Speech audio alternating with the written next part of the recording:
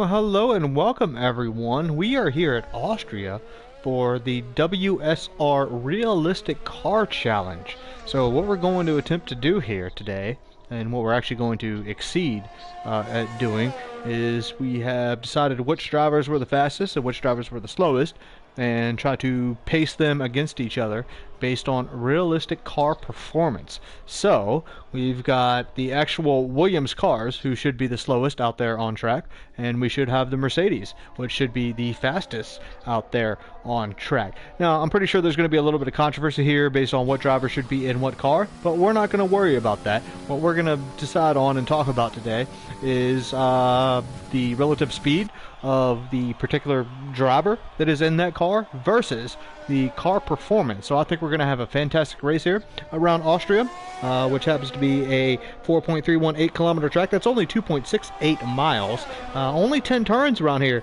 in the Red Bull Ring here at Spielberg. First raced in 1970.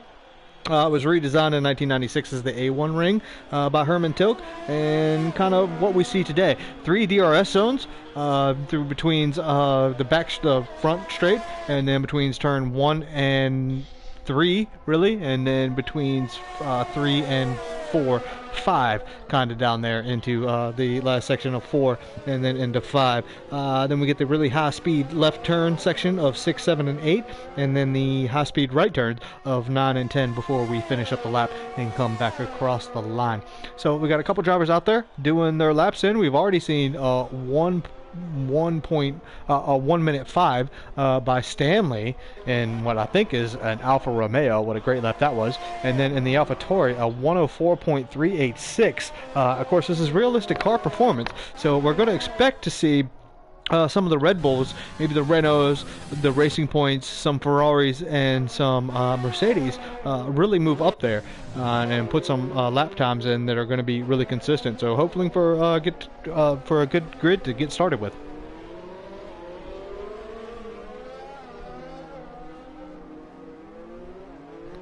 Broomhandle, are you back? Yes, I am. Hello, everyone. Welcome to the WSR Realistic Car Performance Challenge. I do believe that's what it is called. What a pleasure to be back here at the Red Bull Ring for the Austrian Grand Prix here at Spielberg. Been a long time since we've been here. A long time since I've commentated on this track. And a long time since I've commentated with Fabregas, so thank you so much for having me here. I'll try my best to play along and see how these cars go out on track. Everyone's got some good racing to prove here today, as a lot of good lap times are being set. 103s, 104s, that's probably what we're going to see around here, so really looking forward to this Grand Prix. Yeah, it's going to be really interesting to see how these cars compare with each other, and of course the drivers again in comparison to the drivers behind the wheel of these different cars with realistic car performance. We obviously saw that today at Mugello. I think we had a great race today at Mugello. Very controversial, of course. Do I think Mugello is really set up for F1 cars the way the F1 cars are made and drive today? I think the F1 cars are a little bit too fast, a little bit too big to really go around Mugello. They did try to extend the tracks a little bit and make it a little bit safer, but in the long run, the gravel's too deep, the barriers are too short, and yeah, it really wasn't a safe job for them today. I don't think we're going to see any of that today around the Red Bull Ring today here in this, but we're already seeing 103.9s by Renault and a Red Bull. Yeah, really good lap times out there. I mean, like, there's a lot of impressive drivers out there as well, and I definitely think they're posting some incredible lap times out there. Like you said, 103s already into, so that's something that you don't really see around a track like this in the Formula One games. But I mean, I do believe the qualifying lap here for the 2020 Austrian Grand Prix was a 102.8. I can't remember exactly what it was, but a 102, I do believe. So these guys are getting close to that, and we're only 12 minutes into qualifying, so maybe we're going to see those times go even faster. And there's even drivers out there that I know that can probably go even faster lap time around here. Many talented drivers out there, so it's going to be a really interesting race going forward. Yeah, I think this is going to be really, really fun, as I think it's kind of one of those handicap things. Like, a lot of these drivers you and I both race with, let's talk about Stanley, Taz, and Sequit. I race with them a lot.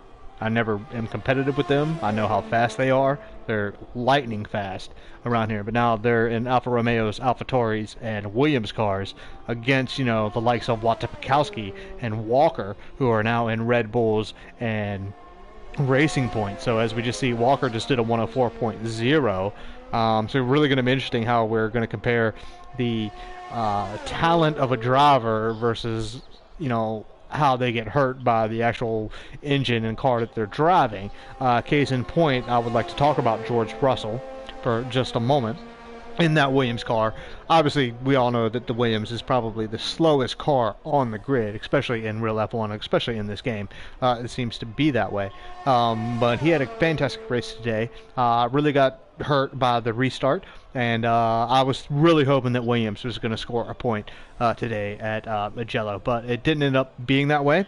But obviously we see the fact, I think the engine of that car works really, really well. But the chassis and definitely the aerodynamics are really, really hurting as far as Williams are concerned. But now bought by Dorton Capital, sorry. So we're going to see if there's any progress made, but there's a reason that they're at the last on the pit lane. They usually don't get held up coming out of it, or try to, maybe a split second here and there. But those are the things that we do see. We just saw Bats Plus. He just did a 104.1 in the Mercedes. But I'm pretty sure, the likes of Stanley and Taz saying an Alfa Romeo and an AlphaTauri are kind of like, if they were in equal cars, they'd be doing, 102s by now. Yeah, it plays into the hands of these equal cars of different levels, So, I was just looking at Ben Swervin right now, a driver that we don't see very often in a lot of these higher up positions challenging ahead of Flip-Flop Fish, but because of that realistic car performance, he's able to get enough of that Scuderia Ferrari car, and he just went fastest with a 103.851. So, like you said, there's this team bound right there of these, and I want to say every single one of these guys are fast, but there's usually some of these guys that are at the top of the field. So let's take a look at Williams. They got that pairing of Sequit and McChicken, super fast drivers. I personally know them from CSR and from places like Mushroom Cup. WSR now they're in here, so Sequin and McChicken, what a pairing that is, the Williams team. And of course, that will be the slowest team on the grid, so you got this team of a very fast lineup, but a slow car, so that kind of brings in a mix of an interesting result for many of these drivers. AlphaTauri also have a great pairing as well with Nelsie Baby and Tasmanian Devil. Both drivers are fantastic drivers as well. Know them from, like I said before, CSR, Mushroom Cup, leagues like that. And then, of course, Alfa Romeo as well. It's got a strong lineup, Stanley and Skilly, both very talented drivers. But, like the same with the AlphaTauri and the Williams, that car is just not as fast. So it brings a little bit of mix and a chance for other drivers that are not usually up there on the top step to bring in some focus, bring in some power and some fighting spirit into drivers that, would usually take the top spot of the championship. So it's gonna be really interesting to see how this plays out for a lot of these guys, maybe dealing with these problems that these cars have, but with so much talent as well, they're going to be able to handle that as well. So it's going to be really interesting going forward, but I'm really looking for an unpredictable result when it comes to qualifying and the race.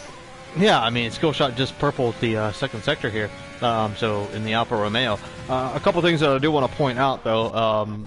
The guy who, big shout out to a Flip-Flop Fish, who really organized this under WSR. He is the lone driver of the Renault, and obviously has done that for a reason, I do believe. He's going to be kind of the middle man, the middle focus. Obviously a very fast driver, of course, but at the same time kind of in that midfield pack where we're not quite sure where they're going to finish. Now, as far as, real F1 is concerned, we have seen some issues as far as the Ferraris and the Ferrari-powered cars on this game being a little bit faster than they should be.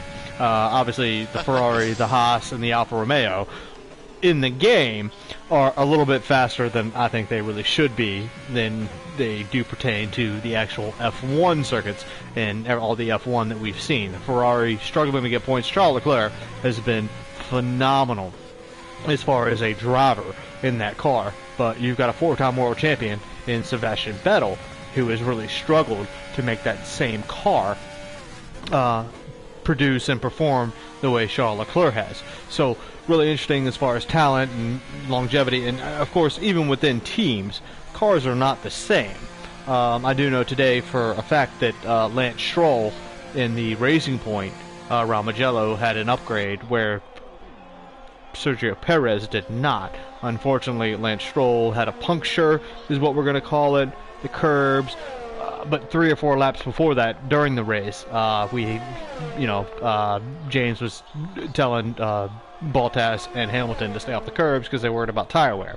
So I'm not sure if that same thing got passed down to Lance Stroll in the race today at Mugello, but he went on the curb and lost the rear end and ended up causing the second red flag. I don't think Mugello is really set up for these cars as fast as they go. I don't think the runoff area is enough for F1 cars. I mean, I love the track, I love the circuit, I think it's awesome, but they would definitely have to make lots of modifications to that track to make it F1 ready, even though it is F1 sanctioned. Looks like Walker just set a purple middle sector there. He's in the Racing Point. Racing Point has a great car. They've got the Mercedes engine, but it looks like he's diving into the pits though. So interesting to see that. Maybe he wants to change his tires and doesn't want to put a lap in. Maybe once it starts on the medium. Yeah, really interesting to see that Walker bailed out of that lap there. He was looking for probably a top 2 finish with that Racing Point car that he was driving there with the lap. I think what probably happened there is he dove into the pits to maybe change into a better tire strategy. Maybe just going for that better tire strategy of maybe his tires were just too degraded, and he wanted to get back on track with those fresher tires. Not sure what happened. We'll have to see if he gets back on track and puts in some better lap times with those fresh tires that he puts on. But yeah, quickly going on to what you were saying before, Fabregas, with the Mugello lap itself and the different car performances, but so much talent in the driver itself. Look at Charles Leclerc. Like you said, has been outperforming his teammate incredibly. Just look at Mugello, 5th place in qualifying. Unfortunately finished down, I do believe it was 8th due to Raikkonen's penalty. But he was battling away for top 3 in that race consistently and was trying to hold off the cars as much as possible, even though that Ferrari was not competitive, while his teammate, 4-time world champion Sebastian Vettel, wasn't able to get past the likes of the Haas and the Williams. So that's how it goes in Formula 1, and honestly, I really see this as a big downsize for Formula 1, is that you have teams that are so good that they're just always going to win. For instance, Mercedes-AMG Petronas, a phenomenal team, but before the race even goes into play, you know they're going to win because they have the fastest car on the circuit. There's no way that anyone could compete with that team. For instance, taking a look at Mugello once again, Daniel Ricciardo got up into 2nd place after that second red flag standing start, the 3rd actual standing start. Got ahead of Bottas after Bottas had a hard first, start to that 3rd standing start. But Bottas was eventually able to get back past Ricciardo because that Mercedes is just a million times better than that Renault car. So you have drivers that, like Daniel Ricciardo, is a phenomenal driver. The talent goes way far back into the Red Bull days when he was battling with Max Verstappen. Yeah, won multiple races in F1. Yep. Yeah, and so that's the thing, is that the problem is that he has a car that cannot compete against the likes of the Mercedes. So you have so much talent in the driver, just the car just won't be able to get ahead. So unfortunately, that's how it is in Formula 1. Hopefully that changes when the new regulations come in. More teams like Williams can bring their drivers like George Russell. Phenomenal talent. His car just could not perform. That's why, in my opinion, he did not get points, because he just couldn't keep up with the Ferrari. No, we all know the Ferrari's power is not good, but that Ferrari is good in corners and all that sort of thing sometimes. So that Williams, just with all its defaults, could not keep up with that Ferrari. So that's how it goes. Hopefully Formula 1 gets better into that. But yeah, moving on to this race, I think we're going to see a similar play in here with the 3 main teams of Mercedes, Red Bull, and Ferrari. So really interesting. Just wanted to quickly mention all that. No, absolutely. I'm looking at we got a Mercedes on pole at the moment. Of course, why wouldn't we? But that's bets plus, and I'm not taking any. We have a full grid of 17 drivers that are all capable of winning any race on equal settings. I just want to make sure that's clear before we get into this broadcast and really do this, because this is going to be an awesome race. Every single driver in here is capable of winning no matter what. We have a bunch of fast drivers where all we're doing is splitting people by tenths and tenths and tenths and deciding what car they should be in based on realistic standings. Now, realistic standings on this game versus real life F1 cars, it's a little bit different, of course, with the Ferrari engine's a little bit overpowered here in this game based on what it is doing in F1. But again, we see that with Charles Leclerc today. He qualified 5th. He was up in the 3rd real quick, but we did see that. But Max Verstappen, he had an engine problem really early in today's race. So is the Honda power engine that reliable? That's something we need to worry about. Alex Albon did fantastic. Obviously, he's got a great car. But we also lost the likes of Carlos Sainz. We lost Lance Stroll. We lost some of the better drivers and the better teams out there today, like Esteban Ocon had to retire right after the first red flag and didn't even get a chance to race because he had some issue with his car. So we're going to talk about that later. I think Broomhandle, you and I will do a podcast later about, was it right Definitely. for the FIA and F1 to sanction a race there at Mugello, and then again Imola might be an issue as well. I think Portimao might be okay based on the track layout and how they're going to do it. The Nürburgring GP circuit should be just fine, we think, because it's used to that kind of. But they are all F1 graded. They're all graded to host F1 races, so it's really hard to say that they shouldn't have done it there, but FIA came in and said, hey, these are, 1-star graded circuits, and they're allowed to host F1 races. But getting back to actually what's going to go on track here. We've got Bats Plus sitting on pole at the moment, running a 103.7.2. M9H Racing in a Red Bull with a 103.8. Ben Swerven with a 103.8 as well. Lots of drivers sub 104. Mercedes, Red Bull, Ferrari, Renault, Racing Point. Then we get a McLaren, a Red Bull, and a Racing Point. Then we get an AlphaTauri and an AlphaTauri with Tasmanian Devil and Nelsie. So really interesting to see, the faster drivers. Stanley in Alfa Romeo and one of the slower cars is sitting 11th right at the moment. So yeah, I'm really looking forward to this race. I think personally, my opinion is that Flip Flop Fish kind of got it right and put these guys in the right cars. And it's going to be their on-track performance, their racing knowledge, their actual talent of racing around on this game. Now, I'm not saying that they're the best racers at all and ever.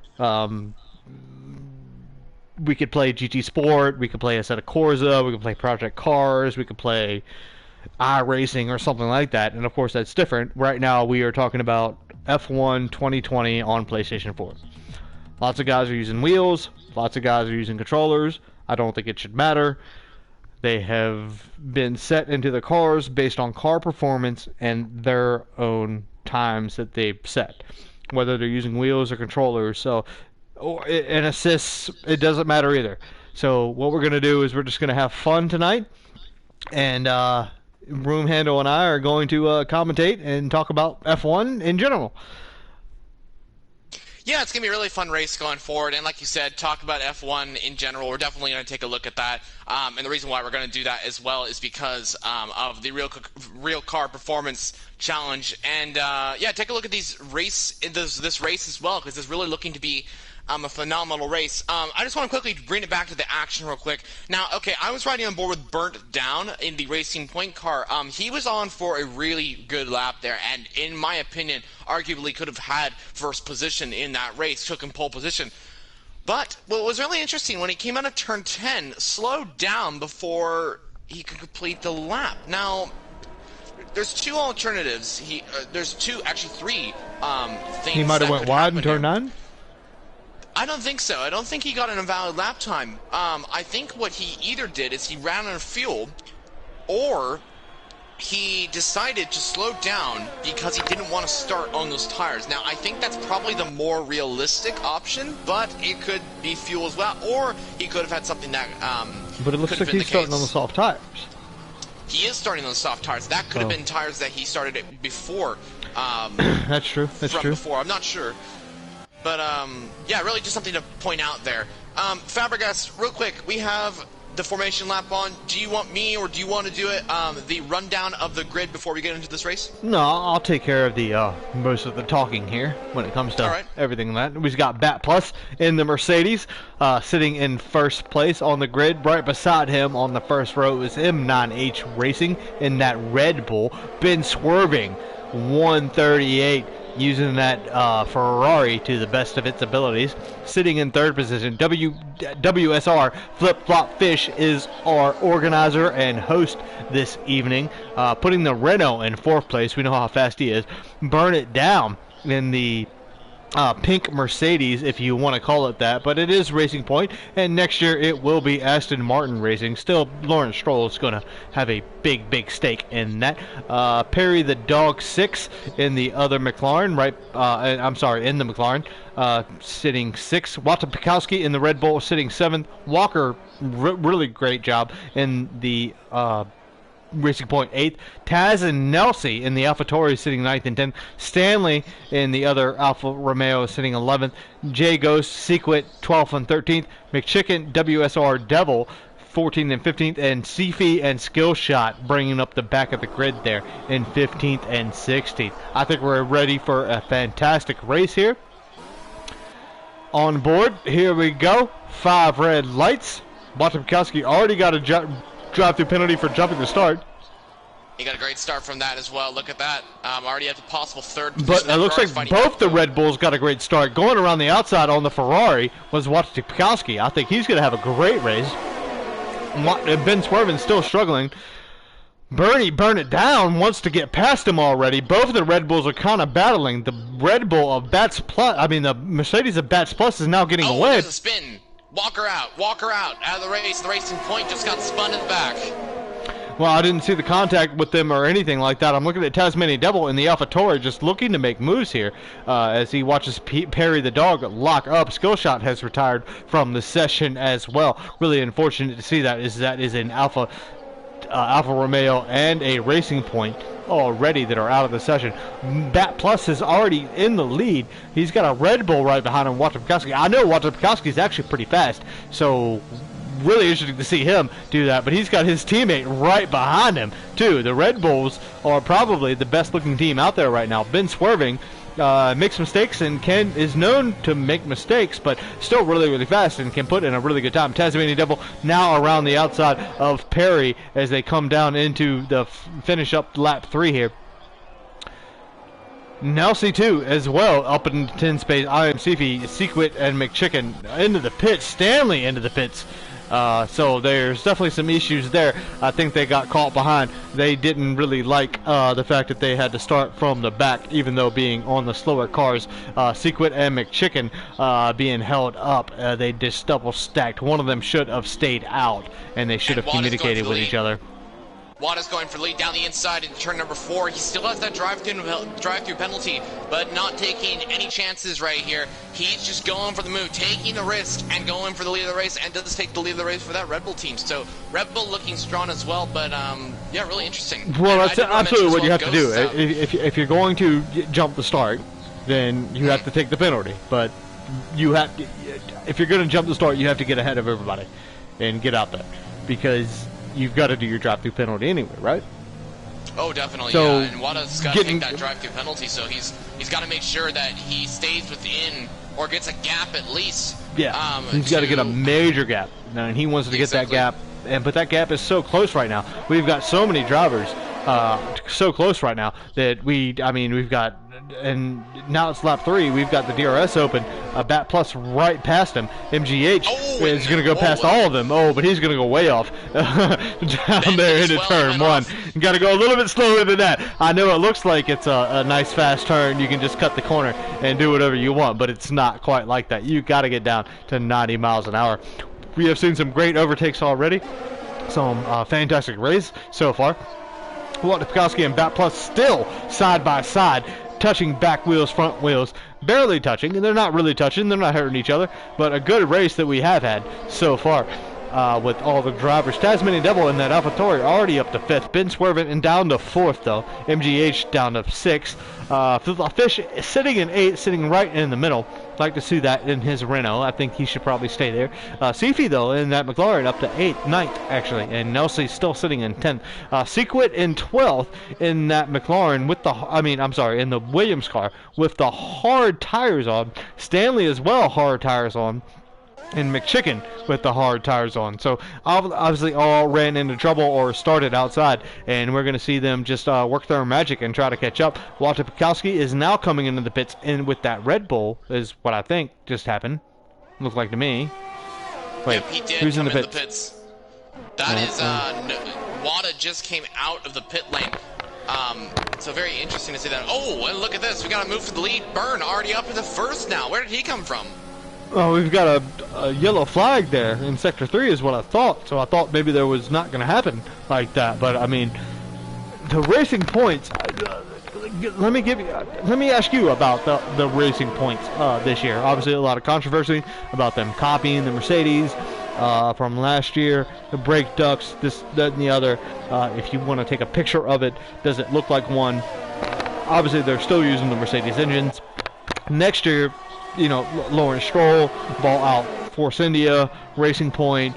They were going into administration kind of, and we're losing money. Lawrence Stroll, who had a take in Williams, then moved to Racing Point and bought them, put a lot of money into it. Sergio Perez, a great driver, is not going to be there next year as far as Racing Point is concerned. But I think that car has potential, especially being rebranded.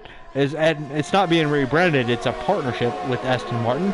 So I think Red Bull is going to have to lose their partnership with Aston Martin as far as the chassis is concerned.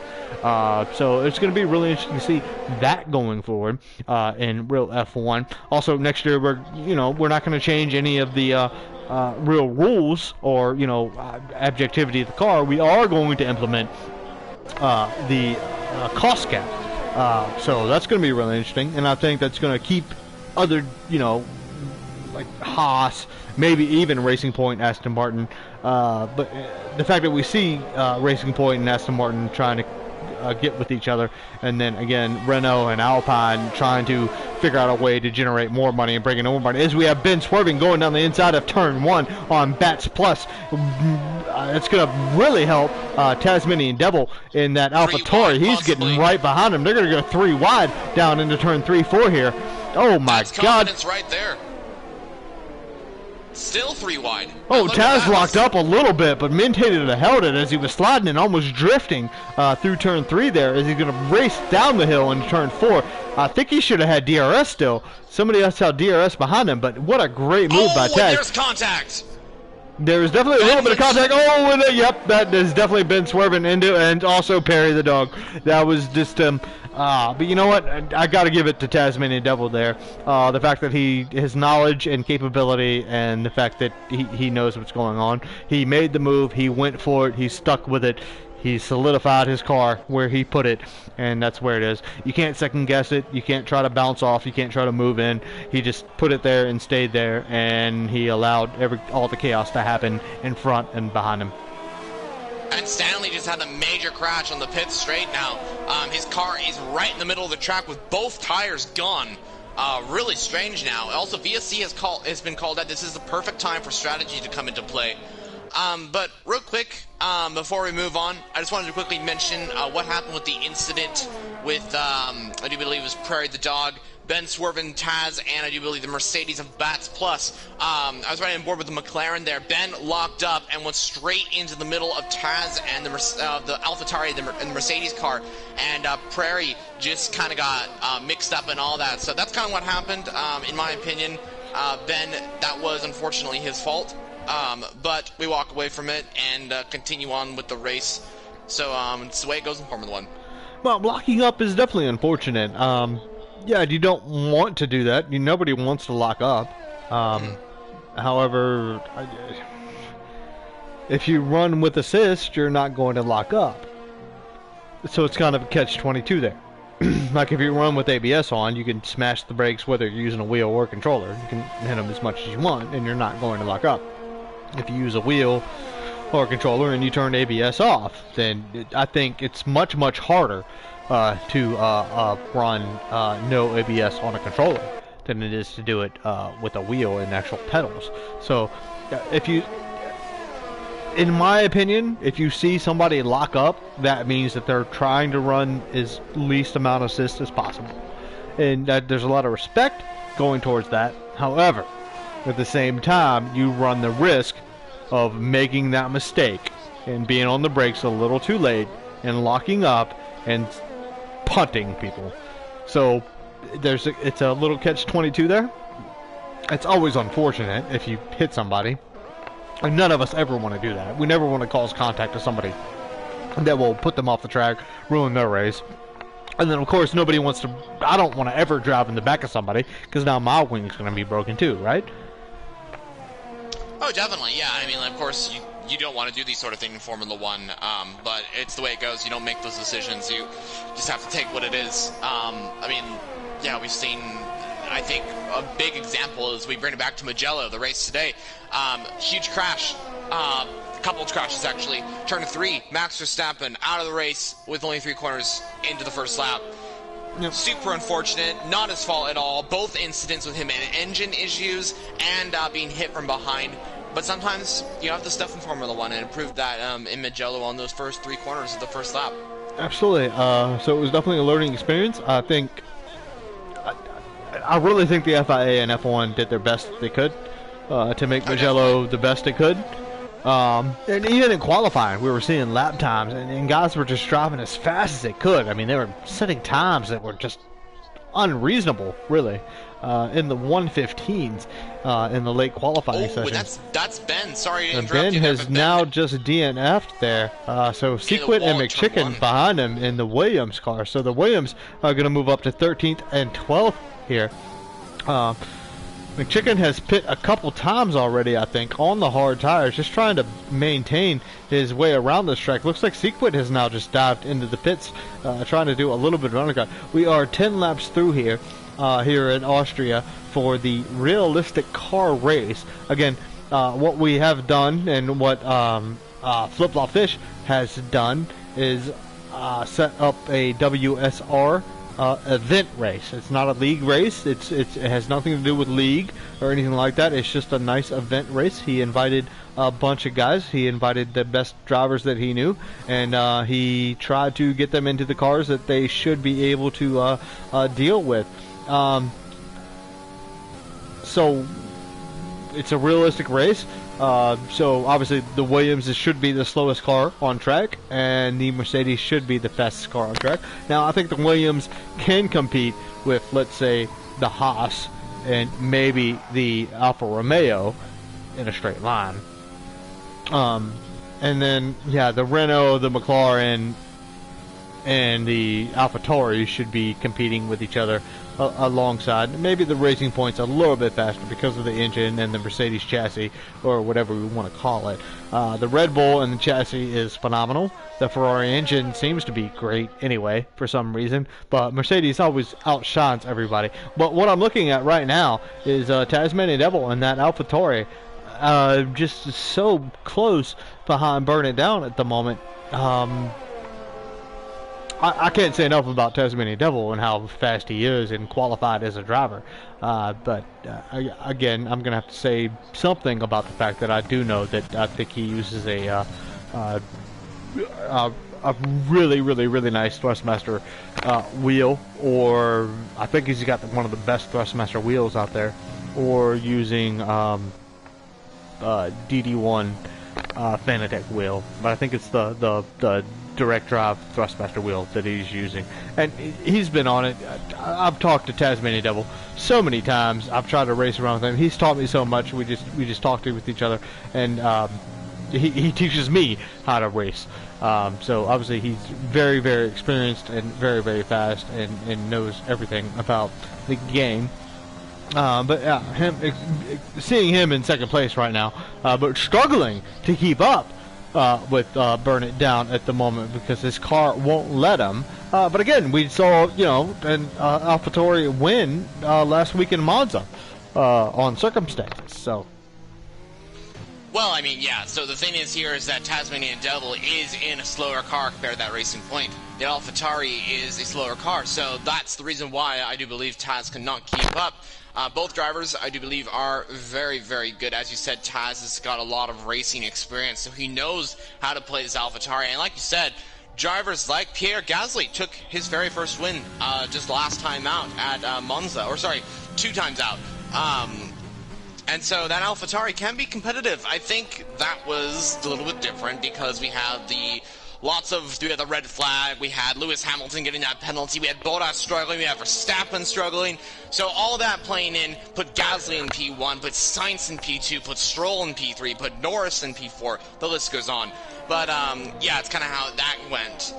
So I think we're seeing a similar thing here today. If Taz wins in that AlphaTauri, I will throw my hat down and say well done, because that is really, really good.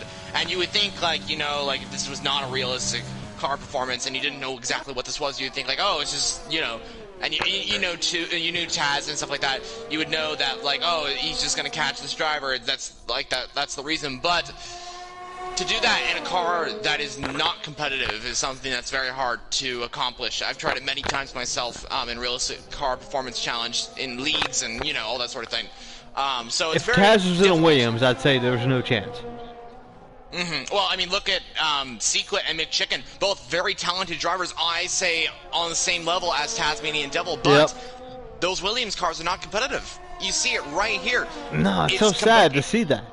Yeah, and we know that these two drivers are talented drivers, but it is just the car, and that I feel is the same situation in the real Formula One world. You have drivers like George Russell that are extremely talented, but he can't keep up because of his car, so that is unfortunate to see. I think that's a similar situation right now with McChicken and Sequit, both very talented drivers, but their car cannot keep up. That's how it goes. Hopefully, like I said, and like Fabregas has said, regulations can come into play. But going back onto the race, Burn It Down did just pit on medium tires. Do you think he can take those to the end of the race? I don't think he definitely could, but what do you think? I think he definitely can. I think we're going to see some other pit stop strategy evaluations here. The Tasmanian Devil in that AlphaTauri, putting the soft tires on and going the 14 laps. Obviously, he's pit, but the safety car, that does happen. Burn It Down still already getting past Nelsie Baby.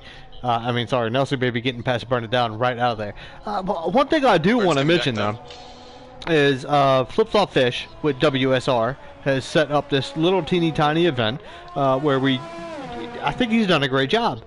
I can't do anything but give Flip Flop Fish a great shout out and a big clap and applause right now for doing what he has done. He's sitting in 5th place in a Renault, and he's just sitting there. He's got fast drivers in front of him, he's got fast drivers behind him, he's just going around, but he's the one that created this event just so we could have it and do it. So I think that's amazing that he has done it, and I want to give him a big shout out. It looks like Nelsie came into the pits as well, not quite sure.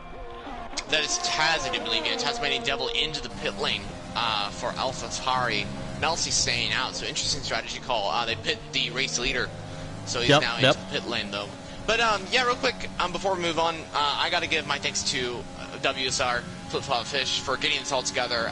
Really well done to him for getting all these realistic car performances, because it's really cool to add this in. You have challenges. You pick the team if you feel that you can challenge yourself then challenge yourself with this. Challenge yourself by fighting with that challenge of trying to keep up, with a car that is not competitive. So it's not just about the driver, it's about the car too, which is really cool. It brings in something different to Formula One, and we usually see it in career mode, but now it's officially in leagues now. I think it's starting up a new leaf, starting up something new to bring into the league world, and maybe more leagues will adopt this sort of situation here with the regulations of these cars doing different paces, so really interesting to see how that goes. I want to quickly mention I'm Kepi at the moment. McLaren sitting first position with those hard tires. Our 5-lap hold now.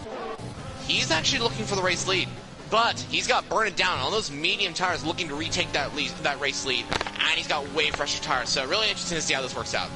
Yeah, I mean, the lead at the moment with Sifi and Burn It Down and Nelsie, we're going to keep a big eye on that. But something you were mentioning just a little bit earlier about, trying to figure out who's racing and who's doing what. This is where you can find yourself. This is where you can actually put yourself, pace yourself against other drivers. Something we don't see very much.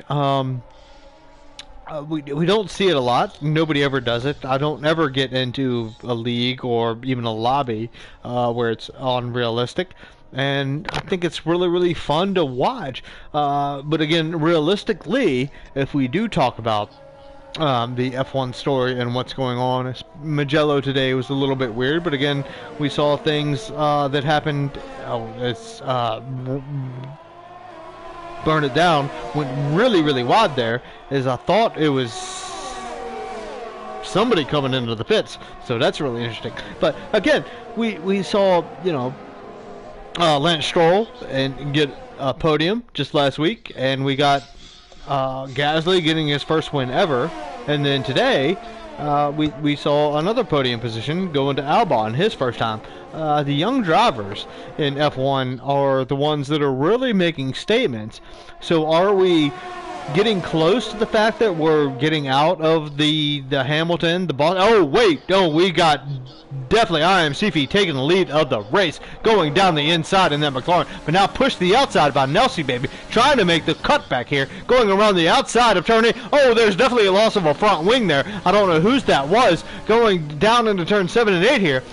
I think it was Kepi. Yep, the McLaren lost the wing. You can see there is wing damage to that McLaren car. Now that puts Burn It Down. He lost quite a bit of positions to that, going wide at turn 9. Now goes through turn 9 once again. Gets a 3-second time penalty for Kepi. Now he's back, though. And Taz as well is looking to get ahead of these guys as well. I think he's just waiting for this battle to calm it down. And also, we got to remember... And we got DRS open as Burn It Down goes down to the inside in turn 1. Oh, well done to maintain that. I thought he would definitely go wide and push it off, but got Tasmanian Devil down there too. He's already past Burn It Down. Wanted to make a onto the grass, trying to break down into turns 4 and 5 here. Turn 4 here. Get on the gas. Now we got the two Alpha Tauris leading the race. Wait a minute, almost. Sifi's trying to come back on a hard set of tires, going down into turn 5. I don't know if he's going to be able to maintain that. Oh no! And he braked late and hit Taz. I think that was Taz's fault. I think he cut right across Sifi there. That just based on split-second reaction, that's what I saw. Really sorry to hear that, but Tasmanian Devil right back on track. I think he resets the track, but I don't. At this point, this isn't a real league race. There is really nothing hard. Oh, and Sifi has left the session. He should have stayed in. He should have stayed in. This is not a league. This is not. We're not counting this against you. If you made a mistake, you made a mistake. Just make a mistake. It's fine. So I'll message Sifi later, and I'll definitely make sure that he knows that he didn't do it. It happened. It happened. But really, I thought Tasmanian Devil kind of cut across him a little bit there, and then Sifi ran into the back of him. But what a great battle we just had. What else is going on track? Not much, actually. Just that major incident. With that aside, though, actually, Burn Down has actually taken advantage of all of that and catched up to Nelsie, so he's looking for the win here. And also got Flip Flop Fish, who I mentioned earlier before all of this, looking for a win here as well. He's catching up with that Renault team. He's really been showing that he's got the pace as well. But yeah, going back to that incident between Taz and Kefi in that McLaren and AlphaTauri, respectively, I think what happened there, and this is completely okay. This happens. Of course, it resulted in good luck. But Kefi, I think what he did is he went to the other side of the track, tried to do a Daniel Ricciardo move, like an Italian Grand Prix Daniel Ricciardo move, because there was not enough space. Taz kind of squeezed him to the outside, which is completely normal as well. That's racing. And then Kempy kind of switched back to the other side, but I think what happened is when he was switching back to the other side, Taz kind of moved over a little bit because he was trying to block, like trying to give him space kind of thing, and it all just kind of didn't really work out. I agree with everything you just said, and I also think that when just the Sifi was on the outside, I think he hit the curb a little bit and rose up on it, and when he came back in, it was a little bit more of that inside angle. So we're not blaming anybody. I think it was a racing incident.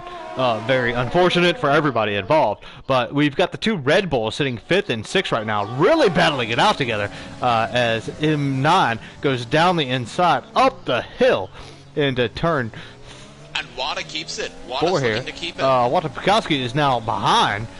So who got the DRS? Looks like Wada Pekowski should have the DRS going down into turn 4 and 5 here. So, a little bit of lockup from both of them. But Pekowski has the softer tires, but I guess they're a little bit older, maybe, because he doesn't seem like he's doing that well. Sifi, I thought he left. He may have came back into this battle, so I'm not sure exactly how that's played out. Two things to real quick consider. We have major battles for the lead of the race.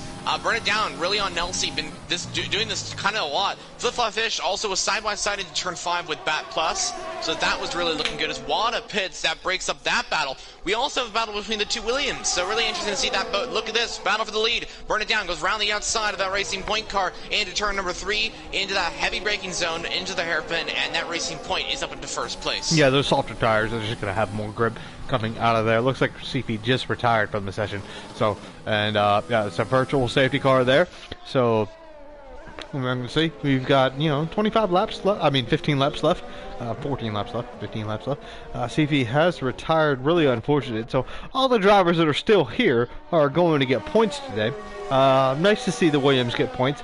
Would have really liked to see George Russell and that Williams car at least get 1 point today, Raul Mugello. Unfortunate, the restart after the last red flag with 12 laps to go, 14 laps to go, whatever it was, didn't work out for him. He got a terrible restart and got behind not only one of the Haas cars, but both the Ferraris as well. So really unfortunate. Couldn't make up the time.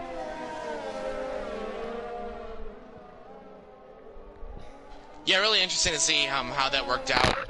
It's kind of just how it goes, and we continue on with the race. So really interesting to see how that worked out. But yeah, both McLarens out, which is really interesting as well. Yeah, so I mean, Flip-Flop Fish still sitting 4th right now in that only Renault that was on the grid, sitting right in the middle. I think that's exactly what he planned to do when he started this, as we are back underway here. After the safety car has left, we've got Sequit and McChicken both sitting in the Williams cars, 8th and 9th. M9H Racing coming out of the pits now. Tasmanian Devil as well. I think that puts McChicken up to 9th. Sequit 8th. Watakowski is... Wait, that's weird. No, it's their lap. That's what's going on here. I just realized it too. Taz, yeah, they're lap cars, which is really interesting. So yeah, that's really interesting to see that. They're trying to now lap each other. I think they're just kind of having fun here, Sequit and McChicken. So Sequit and McChicken in the Williams cars have already been lapped by Tasmanian Devil in the AlphaTauri? That's what it seems like, but I'm not exactly sure. It looks like it is because he's bound on the way with the 6th place driver. Taz behind them, so that would indicate that they have been lapped by Tasmanian Devil. It also shows that they're 1.4 minutes behind Taz, so that kind of makes sense. So that means they are lapped. Yeah, I see Secret 1.4 minutes behind Taz. Right. So, and Secret spun. Oh, that's McChicken's. McChicken spun. McChicken has spun. And he was right by. So he's been lapped by the leaders, but he hasn't been lapped. Okay, so yeah, that's really well. I mean, that just really goes to show. Secret too. It's also spun. I mean, that just goes to show that this game does not respect the Williams cars at all. That is just absolutely awful. Sequit and McChicken are some of the fastest drivers I know on this game. Yeah, I think car performance for realistic is a little bit strange, and honestly, it's not realistic. And there's a lot of things that are not realistic on this game. But, I mean, okay, so here's what I think. There's one thing I can mention then. the only thing, and I'm not even 100% sure about this because I don't know.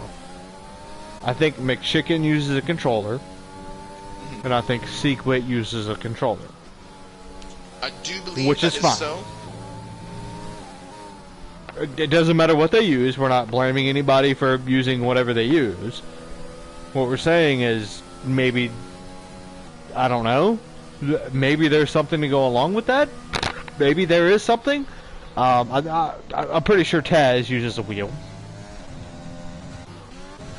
But again, that's the Williams car. So you put two people that use controllers on a Williams car, and I think maybe Codemasters F1 in general of 2020 has kind of, you know, shunned Williams as just being crap. But they're willing to give it to AlphaTauri, saying that, well, they got the Honda engine, and the Honda engine is in the Red Bulls. I'm not quite sure how that works.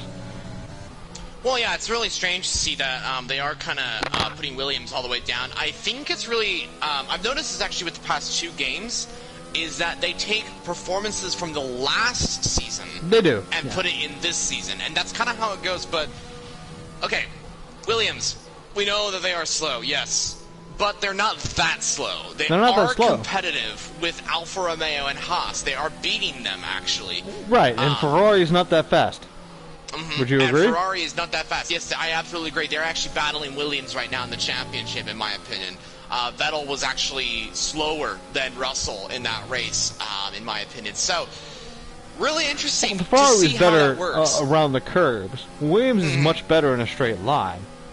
But right. What I think what Williams lacks is definitely aerodynamics. They've got too much drag, and they haven't quite got their chassis and the aerodynamic system figured out.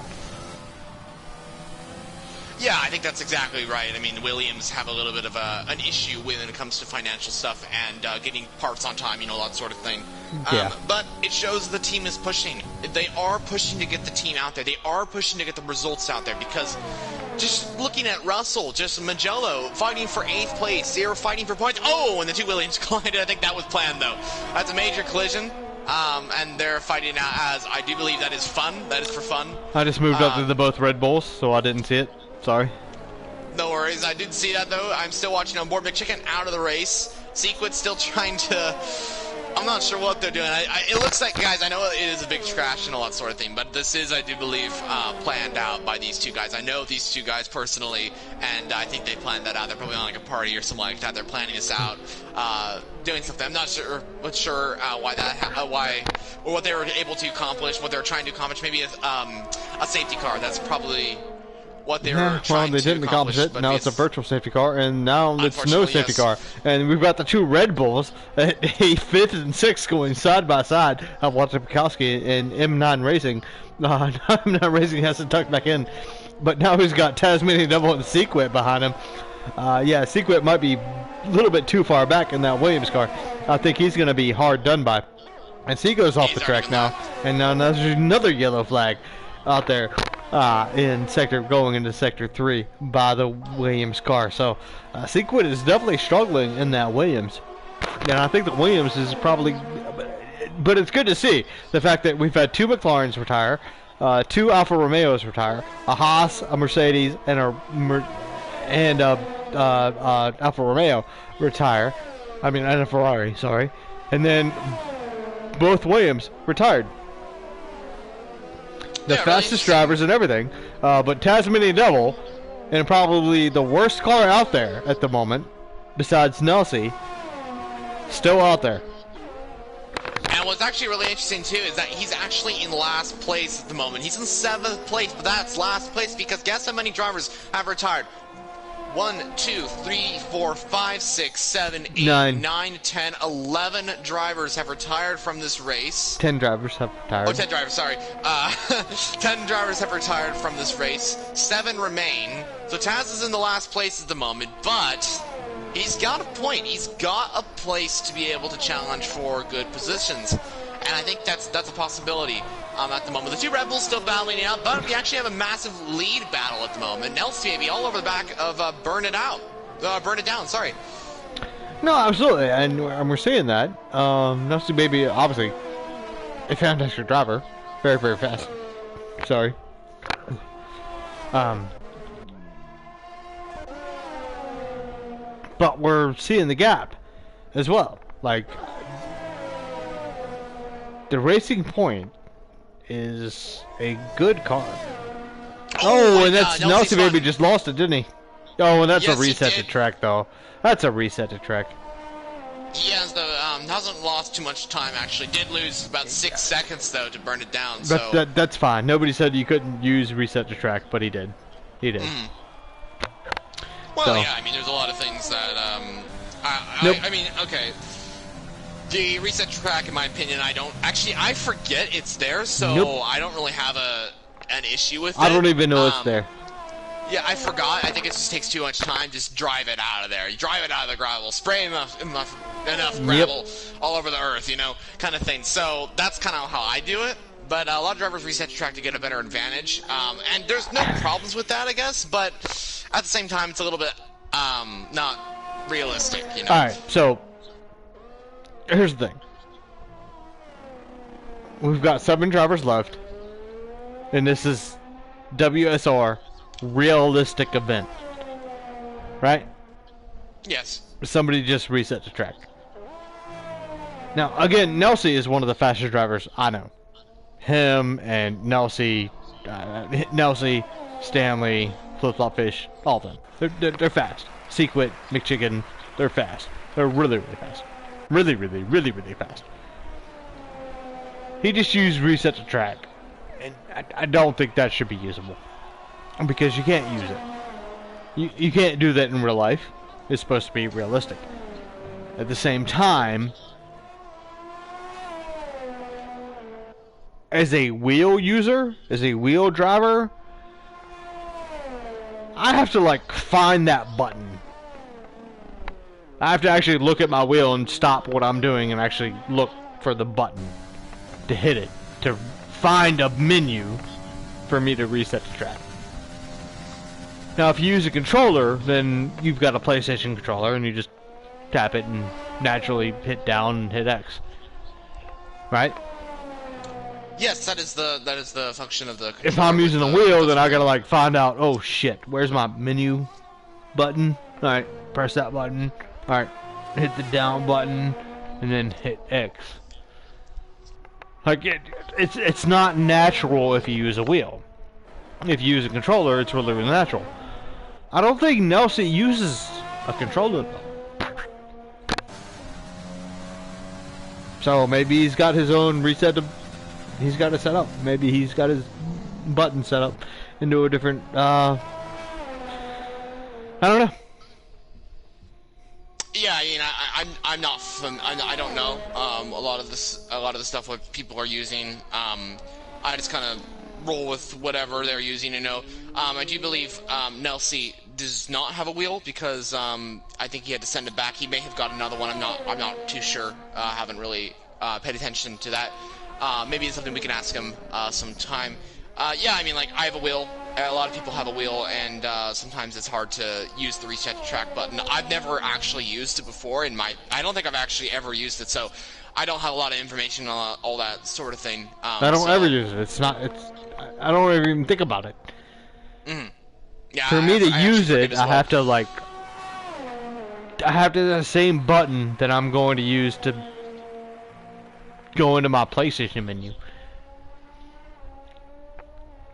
Like, I have to the same button that I would invite you to a party or join a party or something like that. So it doesn't make sense to me.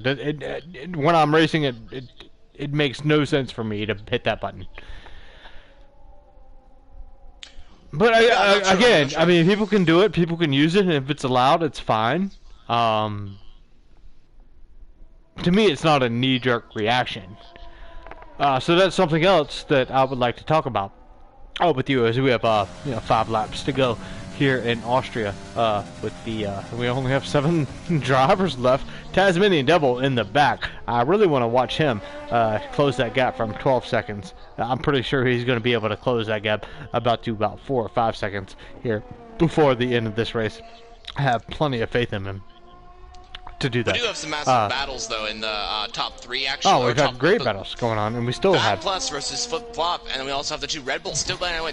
They've been battling out for like the entire race now. Could Taz, And they have as you been. said, do you think Taz could close up to these 2 Red Bulls and join the Honda party by making a If he doesn't have damage, he's got a good set of tires on. I'm pretty sure Taz can. Yeah, absolutely. And he can probably close that down within the next 2 times. Can he pass them? I'm not quite sure.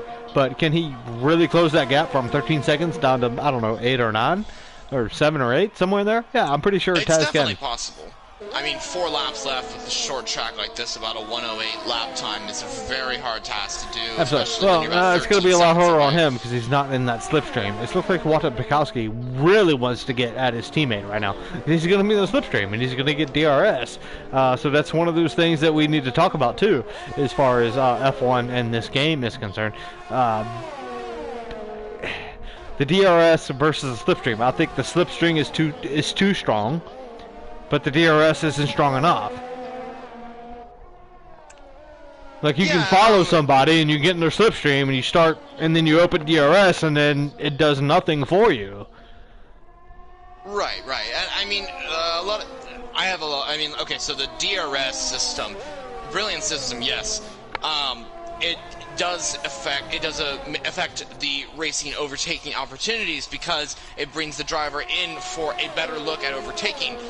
Sometimes it can be a little bit, what's the word? I guess more artificial. Yeah, exactly. What I want to say is I'd rather just be in your slipstream on lap 2. Agreed. On the straight and just be in your slipstream. But again, what I'm saying is, and then I get in your slipstream and I open my DRS and I don't make up any more difference. But in real life, if you open DRS, what did we see today, yesterday, and yesterday again, in F2 and F3 and F1 today? Going down the straight at lap 1 on the straight at Mugello, it's overpowered. The slipstream plus DRS. Well, but here, even in Austria, we can't even. You open DRS and you can't even make up 1/10. I mean, yeah, the DRS is a little bit strange because if you have the DRS, you are going to overtake someone. That's just a fact itself. But you're not getting it here in Austria. You can be in their slipstream, you can open DRS, and you can't make up 3/10. But some of the tracks, today in Mugello, the real F1 cars, they're making up 4/10 at a time. It does, yeah, so the thing is that some of the tracks for different circuits, like for instance Mugello, Monza, are a little bit better for the DRS because of the slipstream due to the better straights, all that sort of thing. Italy has a lot of fast corners, not corners, but fast straights that allow you to overtake. The game as well also has a little bit of a difference between DRS sections. Belgium, for instance, Kemmel Straight, you get within the DRS and the slipstream, and bam, you're into the lead. No, we've talked about it. You got to be within 4 or 5/10 at least to even make up time. This is Austria, man. You should be able to get in that slipstream and just pull them. But today we saw Racing Point pass Renaults. We saw Ferraris pass Racing Points. We saw Racing Points pass McLarens. We saw McLarens pass Renaults. We saw it all today on that last slipstream down the straight at Mugello today because it's downhill. And we have that same thing here in Austria, but it's not happening. So, of course, the F1 2020 game, and what I like to see is the fact that, damn it, Tasmania Devil finished 7th. Sequit didn't even finish. Very unfortunate for those drivers, but I think seeing Flip Flop Fish finishing 4th in the Renault tonight, I think that pretty much puts a good staple and point on Nelson Baby, obviously finishing 2nd. He had a great job. But I think it does say something about it.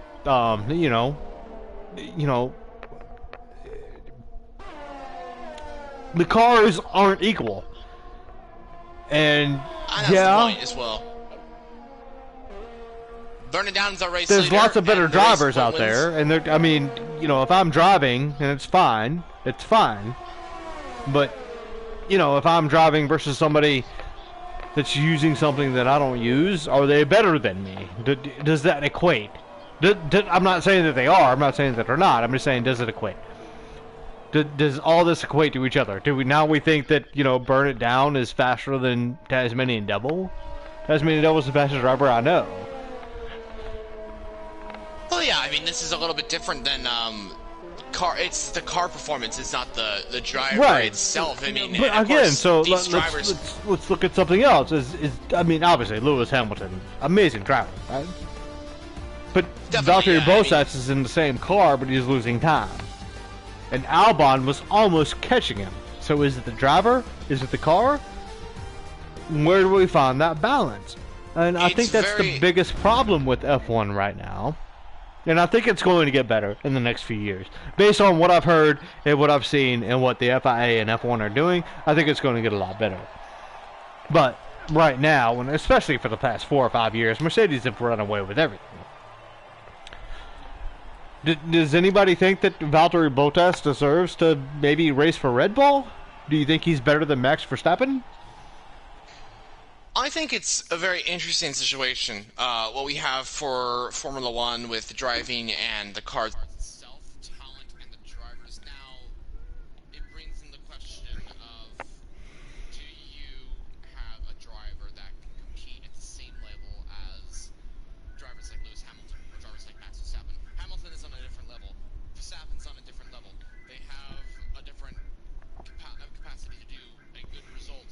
And I think you got Hamilton and you have Mercedes that are in perfect harmony with, you got a phenomenal driver and you have a phenomenal team as well, phenomenal car. Bottas is in a phenomenal team. His talent is great, but I do not think it is good as the likes of Lewis Hamilton or Max Verstappen. So I think you need a driver that can be able to push that driver in to be able to challenge for good results. For Mercedes, I think it would be definitely George Russell. If they put him in the Mercedes team, they'd definitely have him as a competition against Lewis Hamilton. So it's all that sort of thing. I think it will get better in the future. But we got Tasmanian Devil here. Yep. Taz, you just took fastest lap away on, I do believe, lap 35 with the AlphaTauri team. What is your what did you think of this entire race itself here at the Austrian Grand Prix? What did you think of this realistic car performances, and how did you think your race went here today, trying to manage that AlphaTauri car against the likes of Mercedes, Ferrari, Red Bull? The race was really fun, and I felt like I was managing it perfectly, just taking advantage of everyone's mistakes and just having better race pace than everyone. But towards the middle of the race, right when I was in the net lead and got past FI, he moved across me under braking, and that ruined my race. So towards the end, just because the Red Bull was quicker on those fresher tires, I decided to pit at the end and go for fastest lap. So. But and you definitely did. What else did you think about it? Would you be willing to maybe enter into some sort of league where, I mean, obviously, you're very, very fast. Would you be willing to, pit yourself against somebody? Maybe not the Williams, because obviously Codemasters thinks the Williams is less than a GP3 car. But would you be willing to maybe use a Haas or an Alfa Romeo versus a Ferrari and pit yourself against them?